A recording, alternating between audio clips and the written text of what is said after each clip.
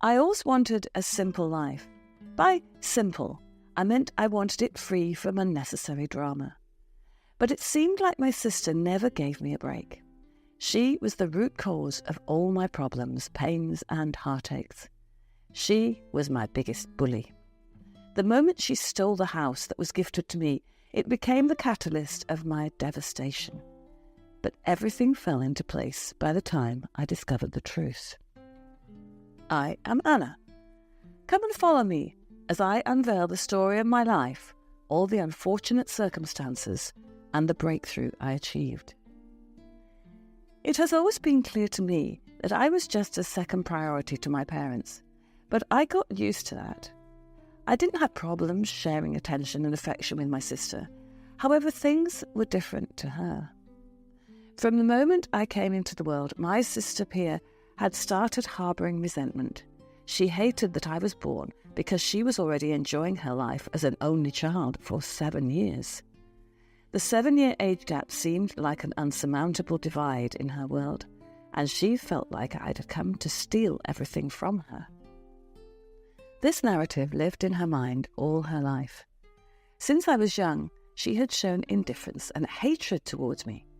She refused to care for me, treat me well, or even introduce me as her sister. For her, I was nothing but a mere competitor, and with that, she became my tormentor, embarking on a lifelong campaign to belittle me and make me feel like an outsider in our family. As a child, I did look up to her. She served as my role model. I mean, we all feel that way about our older siblings, no matter how selfish they could be, right? In the innocence of childhood, I yearned for her constant validation. I still remember how much I put effort into pleasing her. I would do everything to have her approval and affection, like saving her the best bits of candy or speaking nicely about her to everyone else. But all I received was scornful words and bitter taunts. I still remember this one incident that really left a scar on my heart. It was Pia's birthday, and I was trying to give my present to her, but all she did was embarrass me. "Happy birthday, Pia!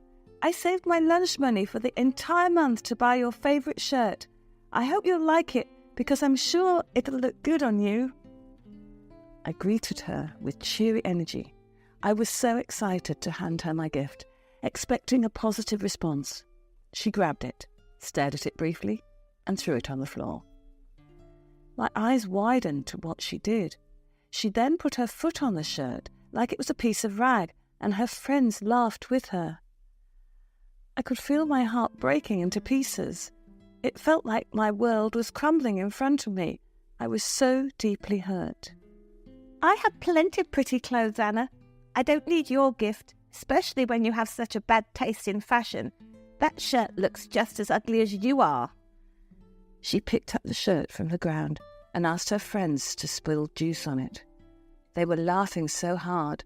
I looked around to see if my parents were there, but I realised Pia had already planned this.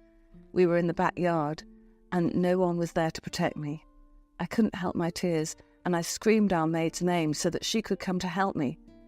But when the maid came, Pia was quick to change her attitude. She pretended to act kind and kneeled to hug me, as if she wasn't the one who had made me cry in the first place. I was too young to understand what was happening, but later realised Pia was too smart to get caught. She knew that if she didn't act like that, the maid would tell on her to our parents. "Why are you like this, Pia? You are so mean to me." She rolled her eyes and moved closer to me, whispering her last blow. She did it quietly so that our maid wouldn't hear us. "You want to throw me under the bus, huh? Keep quiet, or I will make your life miserable." Her voice was harsh and stern, but just within seconds she immediately switched to a concerned look. "Oh no, my friend accidentally poured juice on your gift, little sis. Such a bummer. Don't worry, I'll clean it up. Thank you so much for being so thoughtful.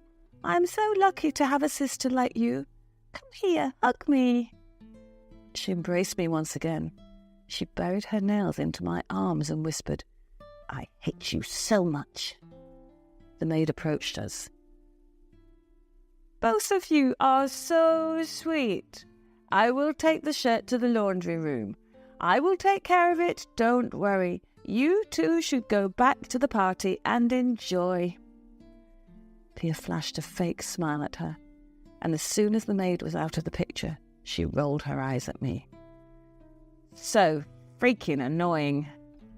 She then pushed me to the ground and raised her brows. "Don't you ever go back to my party. I don't want to see you." She left me there alone while her mean friends tagged along with her. And just like that, my life became miserable. Pia's demeanour shifted from mildly annoying to outright hostile, and her insults cut deep, branding me with a sense of inadequacy that lingered long after the words were spoken. What made it all the more painful was that behind closed doors, she was adept at masking her venomous nature from our parents. She would play the role of a loving sibling, only to become a tormentor when their backs were turned. This duality left me isolated and confused, trapped in a cycle of never-ending abuse. She thrived on her power over me, a twisted delight in making me squirm under her lashings. She became my bully. At school, she would use every means to humiliate me. She would trip me, do pranks on me, publicly make me the centre of her jokes and insults, and embarrass me in front of everyone. In short, public humiliation was her preferred weapon. She didn't even let family gatherings slide and turned them into minefields of humiliation. She would recruit our cousins into hating me. Pia would feed them with narratives stating that I am spoiled, arrogant, and rude, when in fact these were all her qualities. She went as far as disowning me as a sister, as if it was such a disgrace to be linked to someone like me. She even occasionally introduced me as the maid's daughter, and acted like that would make me so much more inferior to her and her friends. "Oh, I don't know her. She lives at our house because she is our maid's daughter, and aside from that, we are not connected. I don't want to be associated with a cheap person like her." She subtly laughed. I ultimately heard what she said, and it broke my heart. She constantly bullied me and mistreated our maid. I couldn't understand how her hatred towards our maid started.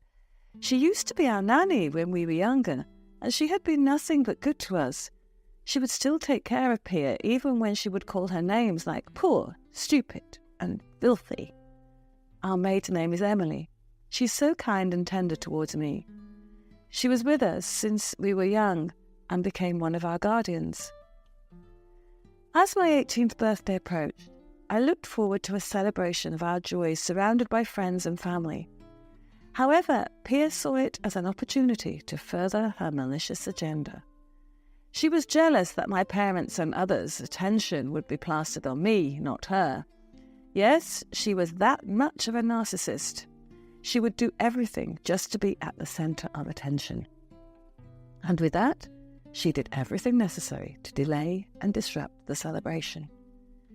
She embarked on a calculated campaign to undermine the plans, planting seeds of doubt and resentment in the minds of those close to me. Through cunning manipulation, she convinced friends and acquaintances not to attend, effectively isolating me on what should have been a day of celebration. Yet, despite her efforts, the grand party took place. My parents did everything to make my special day extraordinary, ensuring the occasion was filled with laughter, warmth, and genuine love. As I basked in the joy of the moment, I caught sight of Pia's seething anger, her facade of control slipping for an instant. It was a rare victory, a glimpse of triumph against the persistent storm she brought into my life. But I knew to myself that she wouldn't let it slide. I knew how cunning she was. She would do everything to make me suffer. But the respite was brief. The night was carried on with fun and joy, and as the celebration was coming to an end, our father gave me a surprise. I never knew my father's gift for me would soon become the focal point of Pia's insidious plotting. It was a house, a symbol of his love and belief in my future. After my birthday, I embarked on the next chapter of my life, college. I was studying abroad and told my parents I would settle into my home after I finished college and return to the country.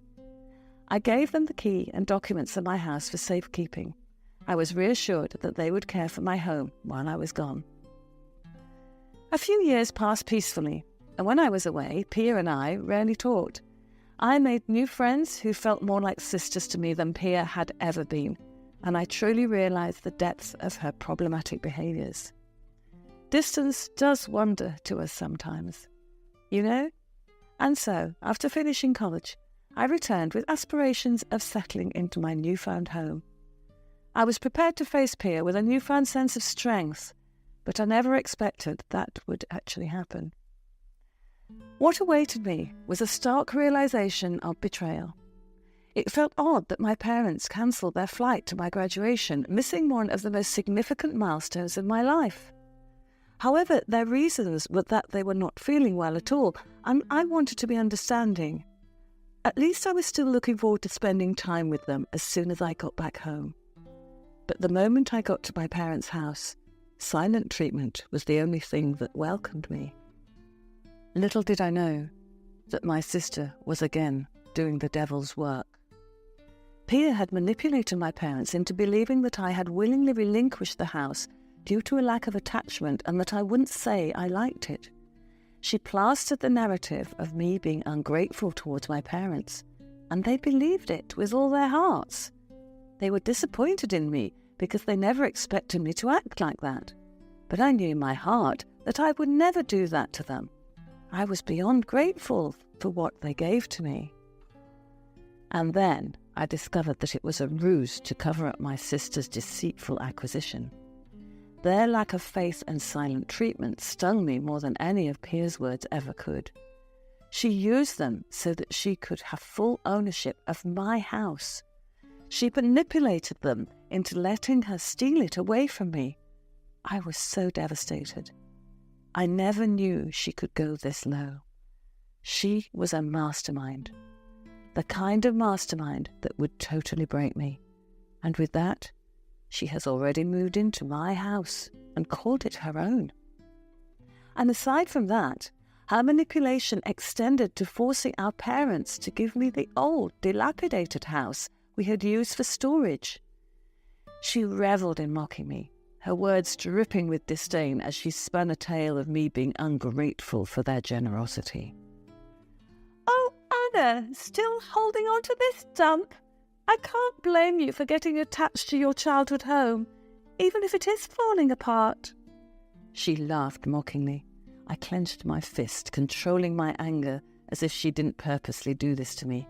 Yet I tried my best to keep my composure. "Pia, this was not supposed to be my house. Dad gave me the place where you are settled in now. You know that." "Gave it to you? Oh, please, Anna, it's mine. And let's not pretend that you don't deserve this rubbish. Dad probably figured you'd be content with a rusty shack." "You know that's not true, Pia. Dad gave that house to me. It was a gift for my future." She just rolled her eyes, dismissing everything I said. "A future that doesn't seem too promising if you're content with this piece of history. I, on the other hand, deserve this fancy upgrade." I was about to explode, but tried my best to stay calm. "An upgrade that you stole from me." "Stole? Oh, Anna, could you stop being dramatic? Dad realised the potential of that house and decided to give me a proper place to live. I deserve that luxury." "You manipulated them into thinking I gave it away because I didn't like it. You took advantage of their trust." "They were waiting for a reason to hand it over to someone more capable. And let's face it, Anna, talented isn't exactly your middle name." "You've constantly belittled me, Pia. It made me feel worthless. But this is a new low, even for you." She leaned towards me and whispered something. "You always were the weak link, Anna. Dad loves me more. And it's about time you accept that. Enjoy your relic while I revel in the lap of luxury." Your greed might have blinded you for now, Pia, but the truth has a way of surfacing, and when it does, I hope you're prepared to face the consequences of your actions. Oh, spare me the melodrama, Anna. The house is mine now. Deal with it. I will deal with Pia. But remember, stolen treasures always carry a heavy burden you won't escape forever. I refused to be broken by her actions. Armed with resilience and determination, I set out to reclaim what was rightfully mine. Pia's birthday was coming in a few days, so I asked my parents for a set of extra keys to organise a surprise party for her. Of course, that was just an excuse for me to get into her house. I picked a weekday, knowing Pia would not be home, and drove my way there. Upon reaching the place, I confirmed that Pia was conspicuously absent. An unexplainable urge drove me to a room where I discovered a hidden letter beneath her bed. As I read its contents, shock and disbelief surged through me.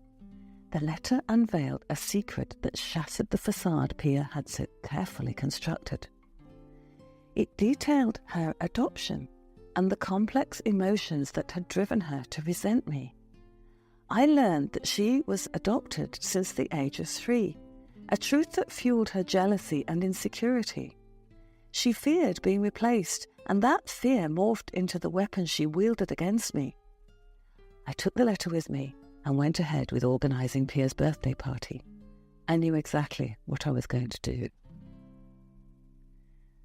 I invited all of Pia's closest friends and our extended family to her birthday. The party was going well at first, and Pia didn't suspect a thing. I picked the perfect moment to propose a toast, and with that, I pulled out her adoption paper from my pocket. With newfound clarity, I confronted my family about what I'd found. I didn't hesitate to tell everyone about what Pia did to my house, either. The letter's revelations lay bare, exposing the extent of Pia's manipulation. Anger simmered within my father as he realised the depth of her deceit, and he revealed the ultimate twist in this rigid tale of mine: the truth about Pia's biological mother. It turned out that Pia's birth mom was actually our maid, Emily. Back then, Emily got pregnant during her teenage years and couldn't raise Pia, so my parents decided to adopt Pia. Emily requested to hide her identity as Pia's mother because she only wanted what was best for her, but she pleaded to be by Pia's side as she grew up. My father didn't know about Pia's mistreatment of me or Emily. In fact, he wasn't even aware that Pia knew she was adopted. She was so embarrassed and angry that she had been taking it out on people around her for years. The realization was a blow she couldn't bear, leading to a visceral denial of the truth. My father's patience snapped, and he cast her out of the house I had reclaimed. As Pia faced the consequences of her actions, I found vindication not through revenge, but through the power of the truth that had set me free. The one who had used deceit and cruelty to manipulate the lives of others was now left to grapple with her lies. The aftermath was a mix of emotions that swirled through our family like a cyclone. Pia's expulsion marked a turning point, a reckoning for the years of manipulation and cruelty she had wrought upon us all. My parents were left grappling with a complex tapestry of emotions: shock, betrayal, and a gnawing sense of regret for not having seen through her facade earlier. For me, it was a bittersweet victory.